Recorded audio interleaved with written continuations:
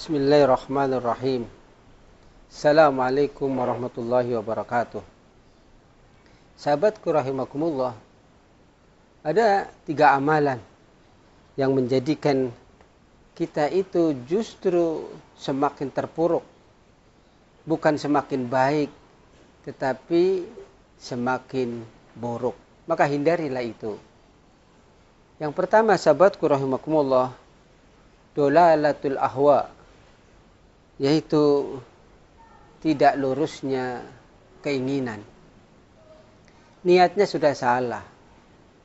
Maka mestinya kita harus jadidu niyatakum. Perbaharuilah niat-niatmu. Boleh jadi selama ini niat kita itu tidak ikhlas. Niat kita itu ingin dipuji orang. Niat kita itu ingin disanjung orang. Maka perbedaannya sangat tipis, sahabatku rahimakumullah. Orang yang ikhlas dan yang ria itu bisa dilihat dari cara pandang mereka dalam menyebutkannya. Sahabatku rahimakumullah, orang yang ria itu selalu menyebut-nyebut amalnya. Sebaliknya orang yang ikhlas itu bahkan tidak pernah menyebutkan amalnya. Kalaulah terpaksa, dia hanya menyebutkan yang sedikit saja. Sahabatku rahimakumullah, karena itu teruslah kita berjuang kepada Allah Subhanahu wa taala agar kita terhindar dari sifat riya, dari sifat ingin dipuji dan seterusnya. Kemudian yang perlu diperhatikan, sahabatku rahimakumullah, wa itba'u syahwat minal butun wal furuj. Amal yang menjadikan kita buruk dan kita harus hindari adalah mengikuti syahwat demi perut, demi seks. Banyak di luaran sana orang-orang yang tidak sabar. Begitu mudahnya asal dia itu memenuhi kebutuhan hidupnya, kebutuhan perutnya, sehingga tidak masalah. Sehingga ada anggapan yang haram saja susah. Maka tak peduli dengan yang halal.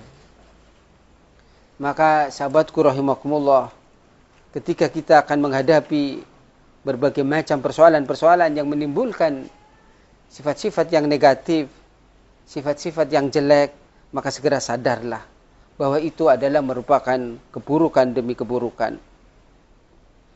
Sahabatku, setelah perut yang diutamakan, kesenangan duniawi, syahwat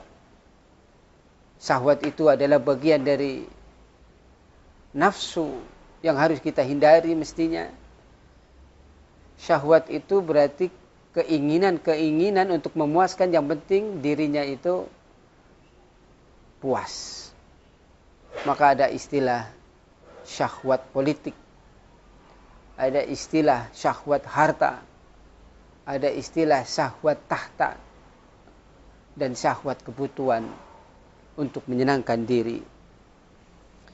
Kemudian sahabatku rahimakumullah, yang ketiga setelah dolalatul ahwa, kemudian wa itba'us syahwat minal butun wal faraj wal ghaflatu ba'dal ma'rifah, yakni lalai sesudah paham, lalai sesudah tahu. Dia itu mestinya tahu, dia itu mestinya paham, tetapi dia itu karena tertutup oleh keinginan-keinginan syahwat, keinginan-keinginan tahta, keinginan-keinginan harta, sehingga dia lupa. Maka inilah yang akan menjerumuskan kita, sahabatku rahimakumullah. Dia itu orang alim, dia itu orang hebat, dia itu orang panutan. Nah, itulah lihainya syaitan dalam menjerumuskan kita. Maka Rasulullah Shallallahu Alaihi Wasallam, sahabatku rahimakumullah, pernah mengkhawatirkan. Yang paling aku khawatirkan yaitu ketika umatku mengerjakan amal bukan karena Allah, tetapi karena riya. Itulah yang dinamakan asyirkul asghar, syirik kecil. Riya itu sahabatku rahimakumullah dalam beramal ayyarauhum. Dia itu ingin dilihat manusia. Jadi amalan-amalannya biar ingin dilihat. Salat biar dilihat orang. Sedekah biar orang itu melihatnya. Puasa dicita-citakan. Salat malam di-share-share. Karena dia niatnya apa? Biar dilihat. Dan ini bahaya. Lenyap semua amalnya, enggak dapat pahala. Kemudian fayu'azzimu qadrahum. Orang riya itu ingin diagungkan derajatnya. Dia marah-marah kalau enggak ada yang mengagungkan. Selanjutnya wa yahmatu fi'lahum. Orang riya itu sahabatku rahimakumullah, dia ingin dipuji. Setelah dia melakukan sesuatu, dia ingin dipuji oleh orang. Ingin dilihat manusia, ingin diagungkan derajatnya, dan ingin dipuji orang, itulah bagian dari riya. Dan riya itu muncul sahabatku rahimakumullah karena tidak lurusnya keinginan, dolalatul ahwa. Karena kita selalu mengikuti nafsu perut dan nafsu kebutuhan faraj. Dan juga karena lalai, padahal dia sudah tahu. Maka sahabatku rahimakumullah, berjuang itu adalah suatu yang harus kita lakukan setiap saat. Bukan hanya setiap hari, setiap jam. Bukan hanya setiap jam, setiap menit. Bukan hanya setiap menit, setiap desahan nafas kita harus berjuang. Karena tantangan kita itu ada dari depan, dari belakang, dari kanan, dari kiri. Sewaktu-waktu.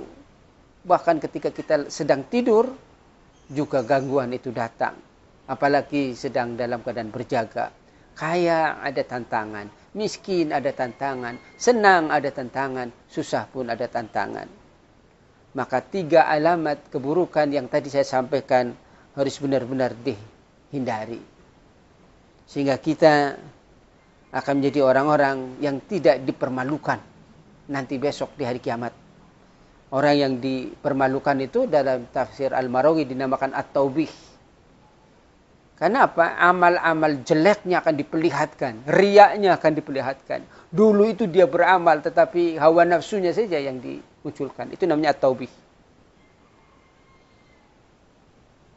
Ciri-ciri orang yang taubih itu biasanya ketika ada nasihat, ketika ada amalan, itu hanya badiyar ra'yi. Sekali pandang, menganggap dia, oh saya udah paham, maka tidak diperhatikan. Wal ihana. Bahkan sahabatku rahimakumullah, bukan hanya dipermalukan, dia itu akan dihinakan di akhirat. Waktu di dunianya mulia, banyak orang kagum. Tetapi nanti dia akan dihinakan di akhirat. Kemuliaannya itu hanya di dunia. Sebaliknya sahabatku rahimakumullah, kalau kita bisa menepis dari 3 amalan tadi, bersungguh-sungguh untuk niatkan yang baik, kemudian bersungguh-sungguh untuk tidak mengikuti hawa nafsunya, dan terus dia ingat, baik dalam keadaan suka atau duka, maka sahabatku rahimakumullah, asalnya itu di dunia mungkin dianggapnya hina, dianggapnya remeh, tetapi nanti akan dimuliakan oleh Allah Subhanahu wa taala. Khafidatur rafi'ah. Wallahu a'lam bissawab. Subhanaka Allahumma wa bihamdika asyhadu an la ilaha illa anta astaghfiruka wa atubu ilaik. Assalamualaikum warahmatullahi wabarakatuh.